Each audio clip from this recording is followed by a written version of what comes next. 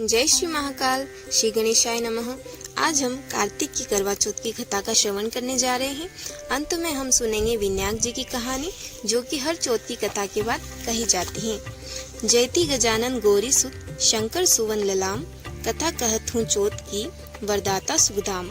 एक बार पार्वती जी ने श्री गणेश जी से पूछा कि हे पुत्र, कार्तिक की चौथ का क्या विधि विधान है, सो कहो। गणेश जी बोले, हे माता, कार्तिक की कृष्ण पक्ष की चौथ को करवा चौथ भी कहते हैं, क्योंकि इस दिन पूजा में एक मिट्टी का करवा, उसमें जल भर के रखा जाता है। कहीं कहीं इसमें गेहूं भरकर भी रखते हैं, पर राजस्थान में तो जल ही भर कर रखा जाता है। जिन लड़कियों की शादी हो जाती है और वे ससुराल में ये व्रत करती हैं, तो पीहर से प्रथम बार शक्कर के करवे बनाकर भेजे जाते हैं। अब हम कथा का श्रवण करेंगे। किसी गांव में एक साहूकार रहता था, जिसके 7 लड़के तथा 1 लड़की थी। सेठानी और 7 बहुएं चौथ माता के व्रत को किया करती थी। एक बार लड़की ने भी व्रत किया। प्रायः भोजन के समय वह अपने भाइयों के साथ ही भोजन किया करती थी। उस रोज भी भाई भोजन करने बैठे तो बहन को भी साथ में बिठाने के लिए कहा। बहन बोली, नहीं भैया, अभी चांद कहाँ उगा है, मैं तो चांद देखकर भौजाइयों के साथ ही भोजन करूंगी। इस पर एक भाई ने पास के एक नीम के पेड़ पर चढ़कर तथा बिजली की बैटरी से प्रकाश करके उसे चलने आड़ी देकर दिखाया। तो दूसरे भाई ने कहा, बहन, चांद भी उगाया है। लड़की भूली थी और उसे भूख भी लग रही थी। उसने आव देखा न ताव बिना माता तथा भौजाइयों को पूछे ही प्रकाश को अर्घ देकर भोजन कर लिया।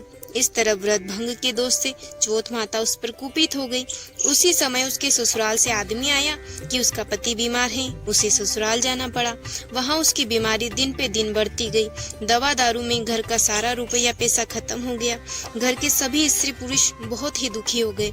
एक दिन उस लड़की को उस करवा चौथ की अपनी गलती की याद आई, तो उसे बहुत ही पश्चाताप करते हुए चौथ माता से क्षमा मांगी और फिर से व्रत करना शुरू किया। अब तो बहुत ही लगन से व्रत करने लगी। तो गणेश जी और चौथ माता की कृपा से उसका पति शीघ्र ही ठीक होकर घर में फिर से ठाठ हो गए।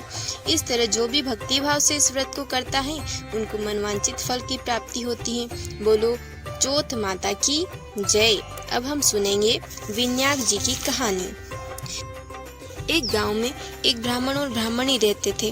ब्राह्मण बड़ा ही गणेश भक्त था। उसने अपने ही घर में एक अलमारी में गणेश जी की मूर्ति परदरा रखी थी। वह रोजाना स्नान करके गणेश पूजन किया करता था। घंटों बैठकर गणेश पुराण का पाठ तथा ध्यान में लगा रहता था और आरती के समय झालर घंटी आदि बजाकर स्तुति भी करता था। घर बहुत ही छोटा था। यही एक कमरा था जिसमें ब्राह्मणी भी बैठकर अपना कामकाज करती थी। ब्राह्मण के रोज रोज की सेवा पूजा से ब्राह्मणी के हर काम में विघ्न पड़ता था, इसलिए वह रोजाना पति से लड़ती झगड़ती रहती थी, परंतु ब्राह्मण उसकी कभी भी एक भी नहीं सुनता था। अंत में ब्राह्मणी ने सोचा कि मैं इनकी मूर्ति को ही गायब कर देती हूँ, देखते हैं ये फिर किसके सामने पूजा पाठ करते हैं। उसने वहां से वो मूर्ति उठाकर कमरे के एक कोने में रखकर उस पर एक कपड़ा ढक दिया। ब्राह्मण इस समय स्नान करने के लिए गया हुआ था। स्नान करके आते ही वह गणेश जी के स्थान के पास गया और टोकरी बजाकर पर्दा उठाया, तो क्या देखता है कि मूर्ति ही नदारत है। वह अपनी स्त्री पर चिल्लाया कि मूर्ति कहाँ है। वह कुछ न बोली तो वो समझ गया कि इसी की करतूत है। दोनों झगड़ने लग गए। इनकी हाहू तथा झगड़े को देखते हुए गणेश जी को जोर की हंसी आ गई। ब्राह्मणी ने दौड़कर मूर्ति का कपड़ा उठाया, तो क्या देखती है कि गणेश जी की मूर्ति जो है जोर जोर से हंस रही है। दोनों स्त्री पुरुष यह देखकर उनके चरणों में पड़ गए। गणेश जी महाराज बोले कि हे ब्राह्मण देवता, मैं तेरी भक्ति से प्रसन्न हूँ। यह कहकर उन्होंने उसके घर को सोने चांदी की मोहरों व रुपयों से भर दिया और पुत्र प्राप्ति का वरदान देकर अंतर ध्यान हो गए। ब्राह्मण देवता ने उस धन से बड़ा भारी भवन और उसके पास में ही गणेश जी का मंदिर बनवा दिया। इधर 10वें महीने उसके एक सुंदर पुत्र ने भी जन्म लिया और तीनों प्राणियां बहुत बड़े वैभवशाली पुरुषों का साथ जीवन बिताने लगे। बोलिए श्री गणेश महाराज की जय। Thank you so much. Channel को सब्सक्राइब करें, लाइक करें और शेयर करें। जय श्री महाकाल, जय श्री गणेशाय नमः।